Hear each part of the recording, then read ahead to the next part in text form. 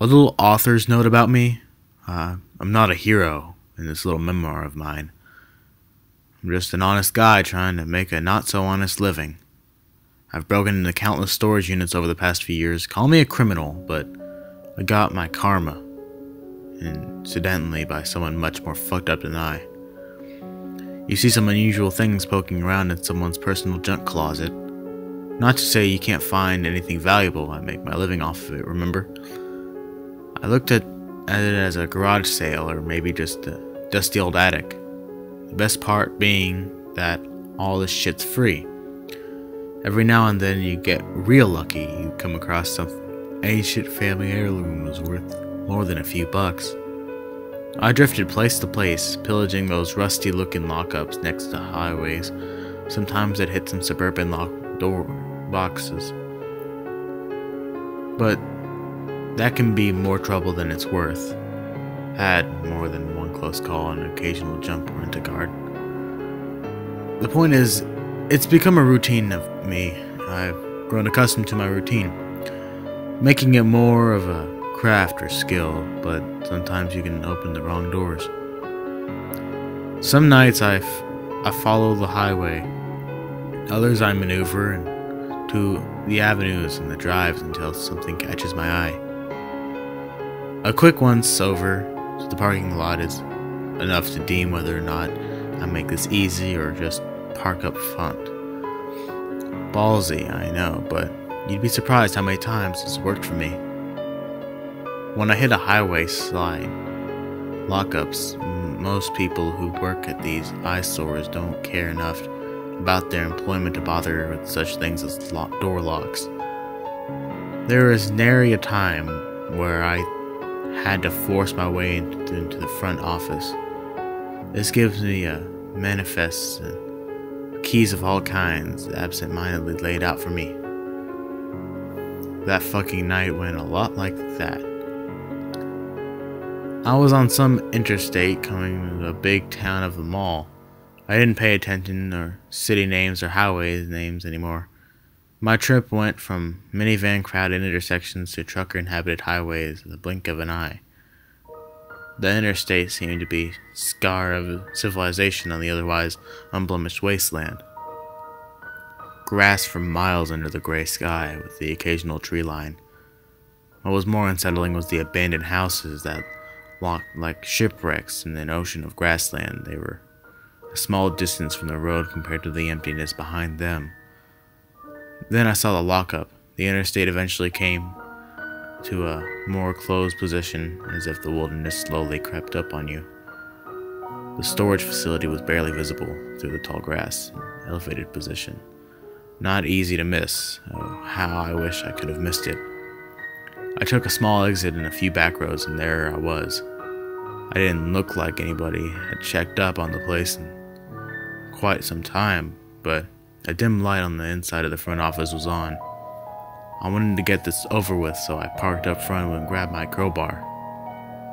The door to the office was unlocked, of course, and I was greeted with a creak as I opened it. The office was normal looking, not the best I've seen, but surprisingly well taken care of, contrary to the building's inside. There was a manifest of the key box easily opened by the crowbar and a hot cup of black coffee sitting on the desk. I could still see the steam rising on top of the pristine, white porcelain mug. One of many red flags I shouldn't have ignored.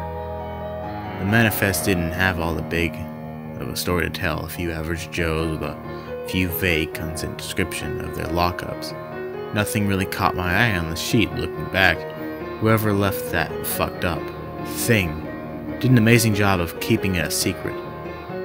Either that or it didn't exist to anyone else but me, and I'm really out of my mind. Anyways, I wandered the passive aisles of the garage maze, tapping each door with a tool of my choice. A beautiful tall night silently fell upon this place, despite the unsettling atmosphere that has been lingering about since I hit this highway. I'd unlocked and pried my way into 2 lockups, with little to show for it, but a real prize of this treasure hunt was in the 3rd. What really drew me to this locker was that it had no matching key to this place on the manifest. There wasn't even a number in the locker. I was overcome with intrigue and curiosity.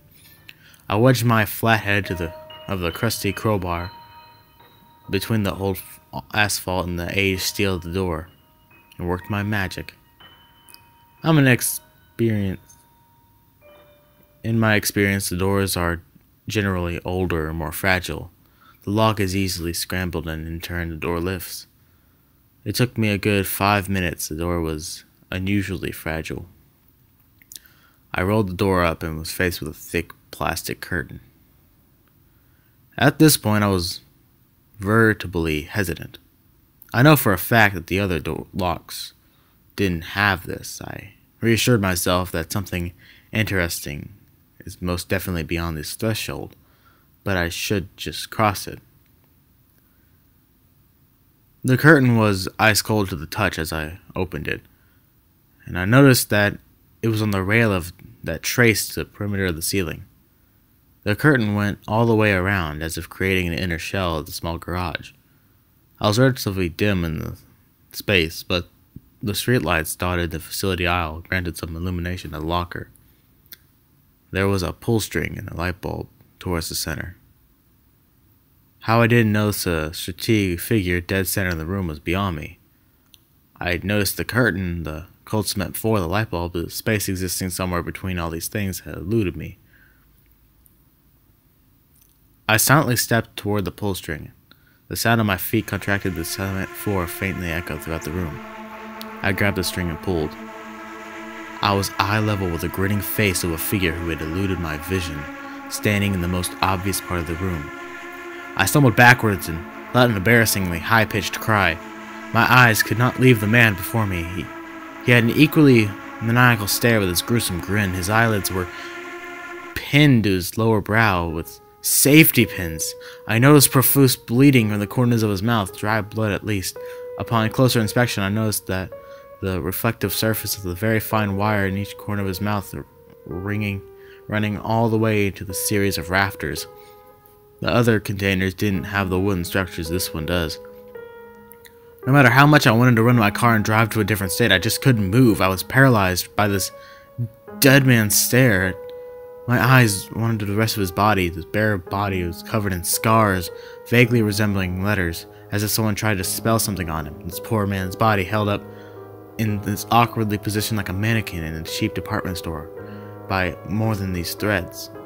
They were all over him. A slight glimmer of threads contrasted bare flesh and blood. I then heard a loud clash of metal and the room went dark. The door had fallen shut behind me. Come this point in my story, I accepted imminent death. My wits were all over the room. I was bashing the door with bare hands and screaming. I just wanted someone to hear me, despite it most likely leading to my long overdue arrest. I would rather be in an actual prison cell than the one I walked into only moments before. I swear on my life that I felt breath over my shoulder. The door creaked and came rolling back up. I was hardly a foot off the ground before I dropped to the floor and scrambled under it. When I regained enough situational awareness and realized I had once again outside looking around, nobody else was there. I now live in a motel down the road. I haven't left my room in 3 days. I ran out of gas and I can't bring myself to leave this chair to do something about it. I still hear the same labored breathing over my shoulder ever since that night. I'd been gripped the old double barrel I kept in my trunk. I only have 2 shells that were loaded in it, and the thought of putting one of them in my head gets more and more appealing by the minute. There is an empty stillness, a void in the middle of the room, reminiscence of a lockup. I can't tell if my mind isn't done seeing it, or if it isn't done with me. The breathing has just getting louder by the day. I swear I can feel it too. The coffee table is once in front of me, is toward the barricade of the door against the wall. The barrel-less shotgun is pointed towards the amsel darkness. I can't do this anymore.